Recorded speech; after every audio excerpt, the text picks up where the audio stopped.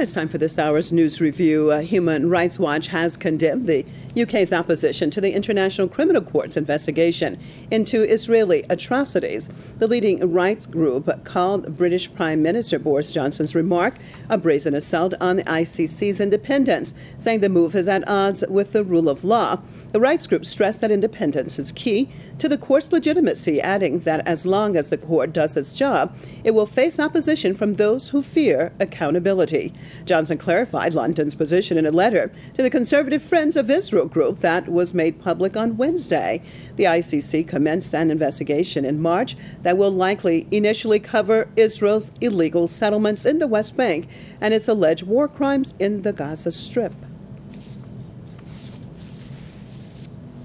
I'd like to welcome my guests to this news review. Out of London, Press TV's Ahmed Kaballo, and also out of London from Islamic Human Rights Commission, Reza Kazem. Thank you both for being with us. Starting it off with Ahmed. Well, Ahmed, bring us up to date on exactly what's going on and why would the British Prime Minister make the statement that he did?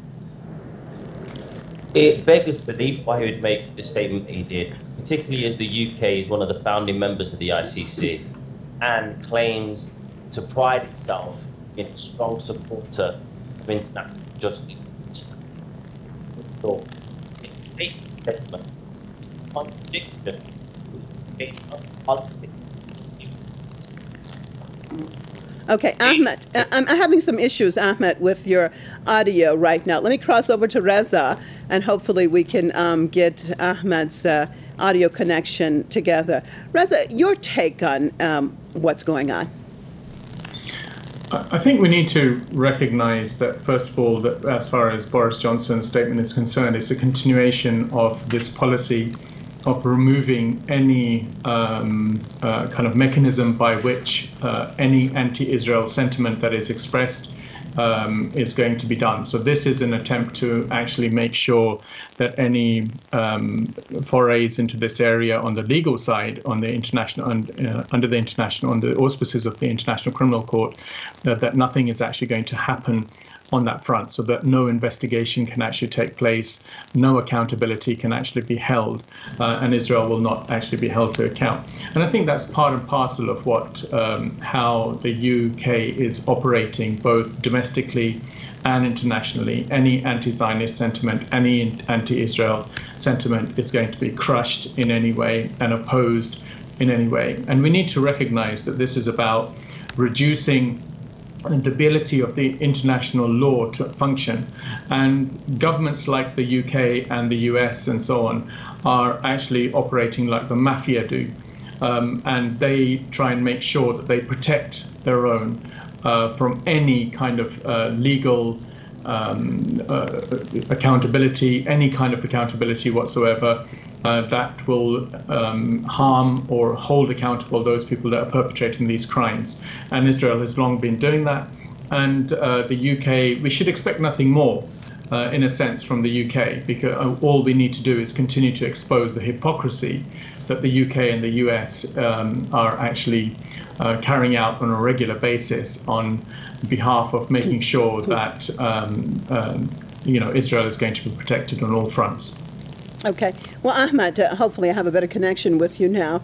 Go ahead. You were talking about how, on the one hand, it's surprising because the UK is a founding member of the ICC, but at the same time, it is also the entity that is responsible for Israel to begin with, the Israeli project being put in Palestine to begin with. But go ahead, Ahmed. Yes, and if you listen to, or sorry, if you see the letter in which Boris Johnson addresses the Conservative Friends of Israel group, which is essentially a lobby group there to lobby Conservative MPs to act within the interest of Israel, he says the reason why he opposes this action is because the UK sees Israel as a strong ally. It also says it opposes this action because Israel is not a member of the ICC and Palestine is, in his words, not a sovereign state. But this is hypocritical because the UK has pushed for the ICC mandate over countries like Syria and Libya, which are also not members of the ICC.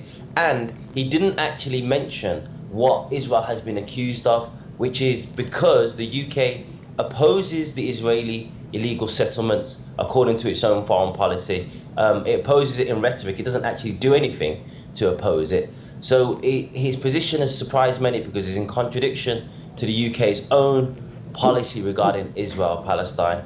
It's in contradiction to the UK's own position on pushing for ICC to mandate countries like Syria and Libya. And finally, the final point I want to make on this is the ICC has been heavily criticized for only going after African leaders. In fact, former Libyan president and the president of Gambia called it the International Caucasian Court. And now we can see why, because when it goes after European settler entities like Israel, like the United States, then it gets sanctioned, then it gets pressure from the UK to drop the charges. So you can see why the ICC, up to this point, has been reluctant to go after the most powerful entities in the world, because when it does, it itself is attacked in this way.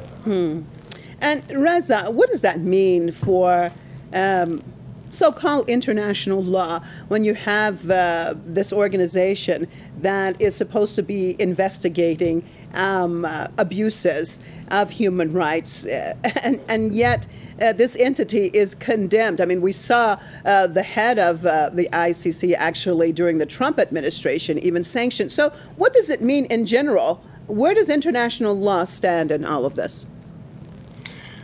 I think it's the law of the jungle, and again, the fact that Britain and America are basically acting like mafia leaders in terms of how they go about carrying out any kind of business overseas, any kind of talk about humanitarian or human rights issues and so on. We need to recognize that human rights, when they talk about human rights, they're talking about it in the context of weaponizing it to further their own interests. It's not to protect people. It's not to look after the people who are being oppressed in the various parts of the world. And we need to recognize that this hypocrisy that is very much at the heart of how Britain and America go about doing what they do. In this case, Britain has come out very clearly, and as Ahmed has said, contradicting its own position on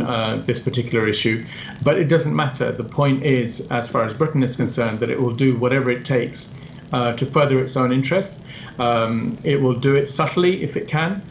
Where it's not possible to do it subtly, it will do so in a very open way, in any kind of, and further its agenda in any way that's possible for it to do.